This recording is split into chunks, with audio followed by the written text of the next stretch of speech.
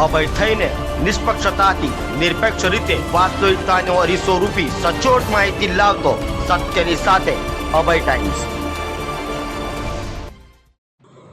પ્રચારની કડાકૂટ વગર બિનહરીફ સાંસદ બનેલા મુકેશ દલાલને ખુરશી તો મળી, પણ ઓફિસની જગ્યા માટે ખેંચતાણ ચાલી રહી છે। સુરતના સાંસદ અને પૂર્વ સાંસદ વચ્ચે અઠવા લાઇન્સ ખાતે આવેલા સ્ટાફ ક્વાર્ટર્સની ઓફિસ માટે ખેંચતાણ ચાલી રહી હોવાનું સામે આવ્યું છે, જેથી કલેક્ટરની હાલત સૂડી વચ્ચે સોપારી જેવી થઈ ગઈ છે।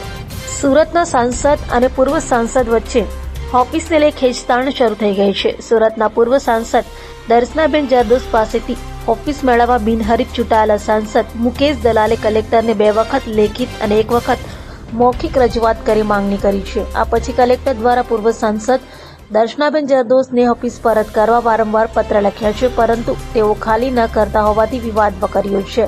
બંને વચ્ચે સરકારી ઓફિસ માટેની ખેંચતાણમાં કલેક્ટરની સૂડી વચ્ચે સોપારી થઈ હોવાનો ઘાટ સર્જાયો છે। કલેક્ટરાલયના માર્ગ અને મકાન વિભાગ દ્વારા ઓફિસ ખાલી કરી આપવા પૂર્વ સાંસદના પીએને પત્ર લખવામાં આવ્યો છે। પત્રમાં ઉલ્લેખ કર્યો છે કે આપશ્રીને જગ્યા ખાલી કરવા વિનંતી કરી, પરંતુ હજુ કચેરીને સુપરત કરાતી નથી। ત્યારે સાંસદ મુકેશ દલાલ દ્વારા વારંવાર જગ્યાની માંગણી માટે પત્ર લખાતો હોય, આ જગ્યા હાલ સાંસદને ફાળવવાની હોય, જગ્યા તાત્કાલિક ખાલી કરી આપવા વિનંતી છે।